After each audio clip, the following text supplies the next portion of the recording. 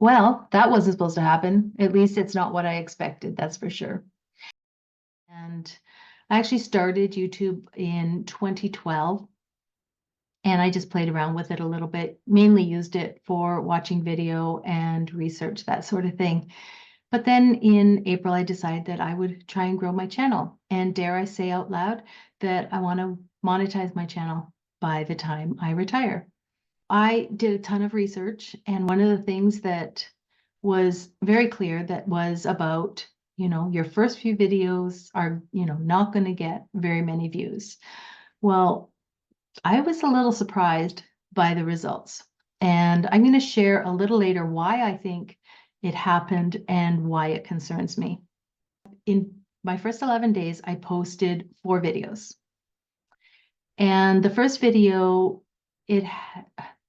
honestly, I got up the next morning and I think it had like 47 or something like that.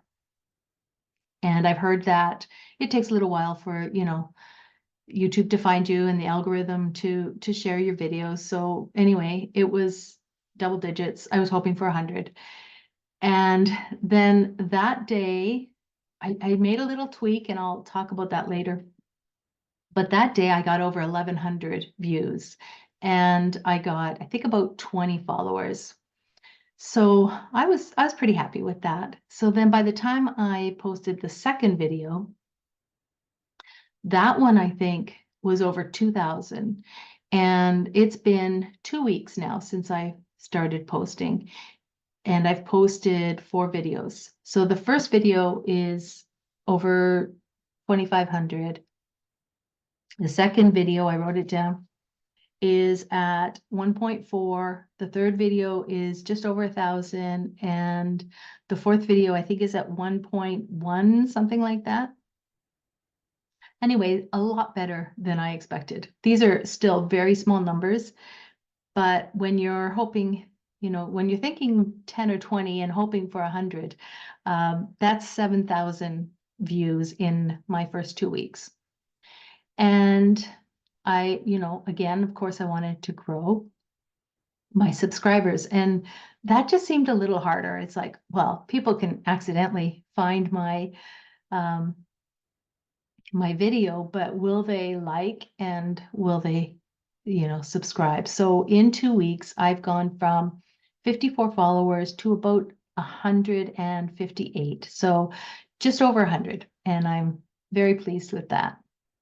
Now, if you don't know, to get monetized, you need 1,000 subscribers. And in the last 365 days, you need 4,000 watch hours, which to me just seems absolutely huge. So before I started, in my 365 days prior, I had about 50 hours. And there's actually one really strange video, a random video that was probably most of that. But in 2 weeks, with the 4 videos, I'm at 330 watch hours, which is a long ways off 4,000, but it makes it seem possible. So that's pretty cool. A couple things I wanted to share with you. So I watched a ton of videos leading up to this. I watched some small channels, some big channels, some professional channels. I tried to watch as many people like me, older people who were either starting out or had been sharing their journey and their growth on YouTube. And, there were a few themes, one being that not to expect views on your first video, and that, you would be able to kind of do those without anyone noticing, and then grow and get better as you went. And I already 2 weeks in, I would love to redo those videos. There's so many things that, they're already cringeworthy to me.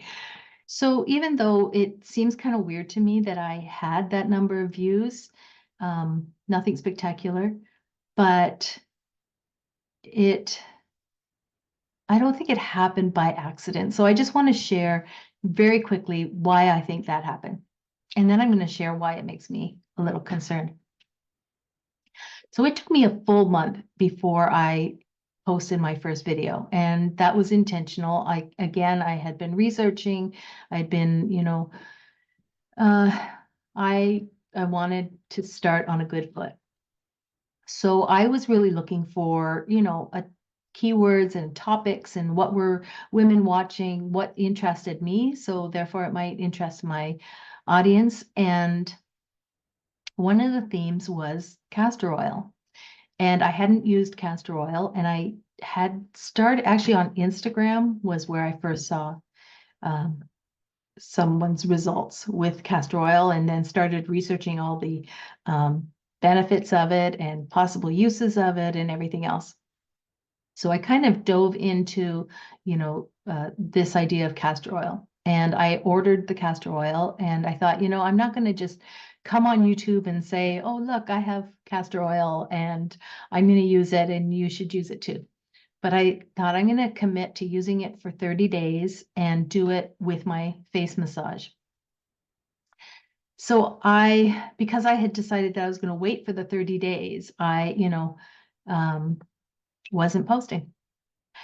And during that 30 days, I saw so many people posting, and it could have been, the algorithm, it could have just been because it is very, very popular. But of course, in my mind is going that, oh, I'm waiting. I need to start. I need to say something. But I kept holding back. I wanted to, give it that 30 days. So after the 30 days, I did do a video. I researched my keywords, my hashtags, my thumbnail. I, made sure I was happy with that. And I hit post. So it took a little while to, to get traction. But by the time I posted my second video, that video had just over 2,000 views. And one of the things that I did shortly after I posted it, because I think the next day, there was maybe 40, 50 views, something like that, maybe a few more. But I realized that I had been wanting to change my username. And at that time I was at Patty Arbin, which is fine. A lot of people use their name, but I had wanted to change it to 60 is the new 60. And I hadn't done that before I posted. The other thing is that I hadn't updated my bio. So it didn't really reflect the audience that I wanted to attract. So even though the views were growing and through the day, I think by the end of that day, I had 1,100 views, but I had very few new subscribers.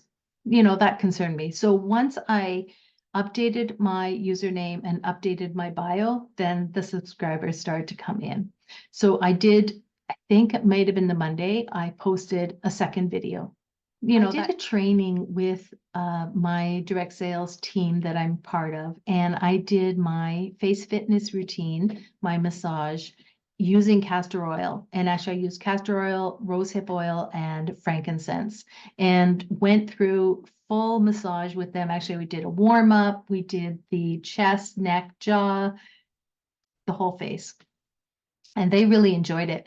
But they wanted to know if there was a video that they could have of the whole thing. And so we had done it on Zoom, but I didn't have one other than I had taught it in a course, and there was that was spread out over 3 modules with 3 lessons. And I knew that wasn't what they were looking for. So what I did was a follow-up to my first video was the face fitness massage.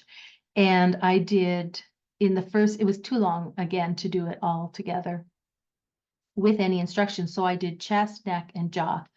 And then I did a third video again on castor oil, and I did the cheeks, forehead, and eyes. And then because it was split up into 2 videos, I put the whole massage together with less instruction, less introduction, and that was just the run through of the full face massage. So I had done 4 videos on castor oil. So here I am with those 4 videos, and knowing that I can only talk about castor oil for so long. So that's the part that makes me nervous. What am I going to talk about after castor oil? And what happens when I start to talk about something other than castor oil? I have some ideas, but I wonder, are they good enough? And I also wonder, did I tackle the topic of castor oil too soon? Should I have waited till I had more momentum, should have waited till I had more followers? Maybe I shouldn't have waited those 30 days. Maybe during those 30 days, I should have been practicing my skills and getting experience. And I actually have no doubt of that. That probably would have been a very good idea. And there are many skills that I still need to learn, editing being one of them.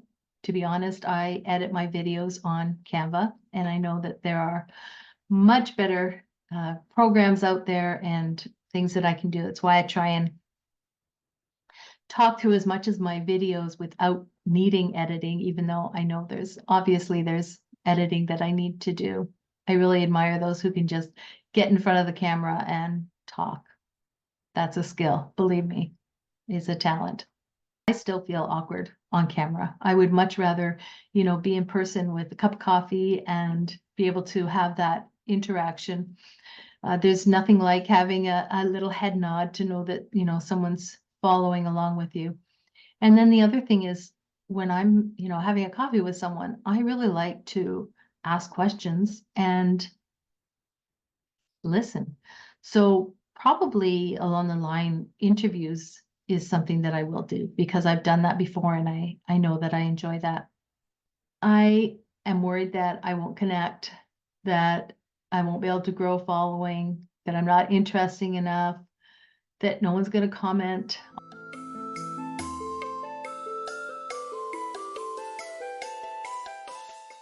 All those thoughts go through my mind for sure. I don't know, but I'm not going to get discouraged. I'm going to keep going and keep talking and keep sharing. But I'm going to work through some of those insecurities and I'm going to work hard on being consistent, on showing up. I want to improve. I hope that this video has helped someone. Maybe it's been that inspiration of what not to do. We'll see. So anyway, take care and God bless.